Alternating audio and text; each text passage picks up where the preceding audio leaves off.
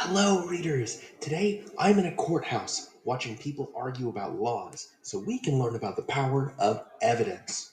Evidence is essentially proof, it is the facts that help you know that something is true. Let's listen in. And, Your Honor, that is why we propose that cookies be made illegal. The prosecution rests. Hmm, very interesting indeed. Objection, Your Honor. I may be a simple country lawyer, but even I can see that my opponent has neglected to offer up a single crumb of evidence in favor of banning all cookies on the heated and offensive anti cookie slogans. Objection sustained. You will give evidence for your claims, or I will dismiss this case in favor of cookies. You have not yet proved that cookies pose a threat to public health. Show me where it says in our books of law that I even have the right to make this ruling. Both of you are going to need to give me evidence. Okay, so you can see that there are a couple of things happening here. There's a group of people who want to keep cookies, a group of people who want to ban cookies, and in the middle of it, a judge who has to decide which group of people is right. So, she asked them for evidence. If you believe cookies are bad, what's your proof? If you believe cookies are good in moderation, what's your proof? Let's step out of the courtroom for a second and go to this example in a text. I'm in big trouble. I forgot to do the social studies project last weekend. In my defense, I did have a very unusual weekend. My stepdad, Zeke, unexpectedly picked me up from school last Friday because he got free tickets to the Dodgers game. Then, since the game got over late, we decided to stay at my grandma's house because she lives sort of by the stadium. In the morning, she asked if we could paint her garage.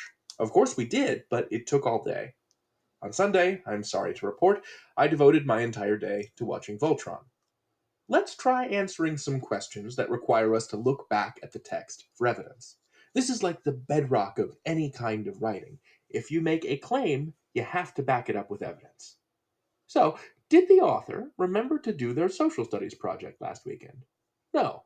And why do we know that? They say so in the very first line. I forgot to do the social studies project. Okay, that's easy mode, you're saying. Fine. What did the author of this piece do on Saturday? You'll notice the word Saturday doesn't appear in the paragraphs above, and yet I could tell you with confidence and direct support from the text. How? Well, let's go back and look at the text. My stepdad Zeke unexpectedly picked me up from school last Friday, and we keep reading. Then, since the game got over late, we decided to stay at my grandma's house because she sort of lives by the stadium. So, the author and their stepdad spent the night, Friday night, at grandma's house. The story continues. In the morning, she, the grandma, asked if we could paint her garage. Of course we did, but it took all day. Which morning? Saturday morning. I'm pulling information directly out of the text to support my answer. The author spent Saturday painting their grandmother's garage. Ooh, hold on, let's head back to the courthouse. I think the judge is ready to issue her verdict and decide the case. This court will come to order, please. Order! Thank you. We've heard the arguments of the prosecution and the defense, both anti cookie and pro cookie, and now the time has come to give my judgment. The anti cookie side presented a very interesting case, showing the effects of cookie exposure to teeth and the dangerous effects of having too much sugar and feeling all wibbly. But the pro cookie side also gave very compelling evidence, showing that in moderation, a cookie can be a very tasty snack indeed, provided that you treat them for what they are, something to have every so often. This court finds in favor of the cookie. Thank you.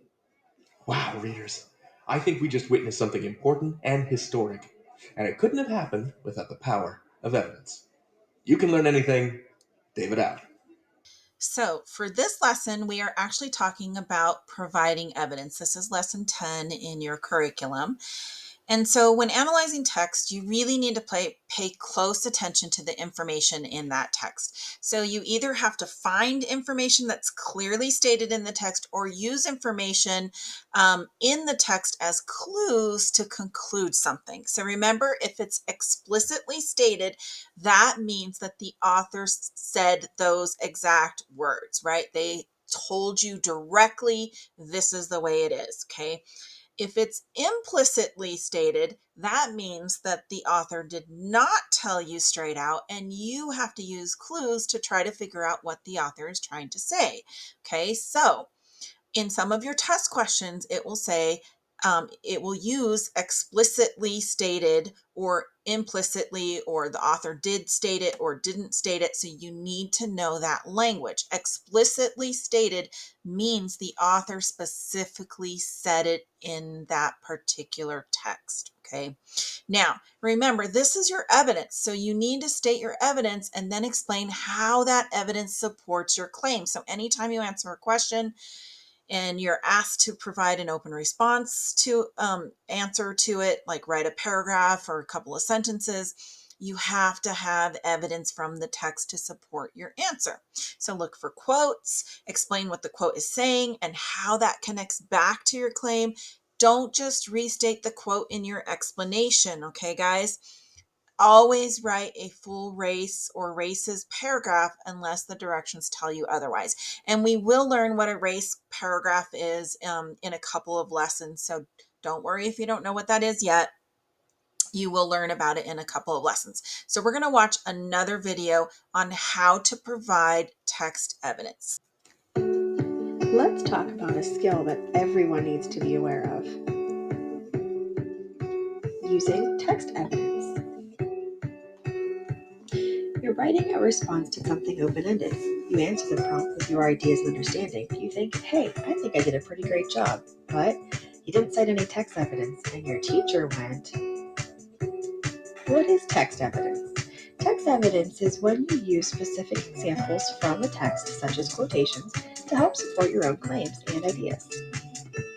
It is important because it gives your words validity and strength, proving that you did, in fact, read and understand that text for yourself.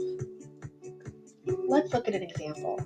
In this prompt, you are being asked to look at a poem and analyze the mood using evidence from the text as support. Here's a response without text evidence. Harlem by Langston Hughes gives me the feeling or mood of anger and depression. Feels like the idea of deferring dreams is hurtful and maybe even causes one to become resentful before eventually being overcome by anger. But what words in the poem suggest these feelings? Without text evidence, you're making empty claims without any support to back them up. This makes you come across as an unreliable writer because you don't have any proof that what you're saying is a valid interpretation. Look back at the text. What words support your claim that the mood is hurtful, resentful, angry? Now go add them to your response. Now if we take a look at our original response again, we see that we added our text evidence. This time we started by introducing the evidence. I know this because.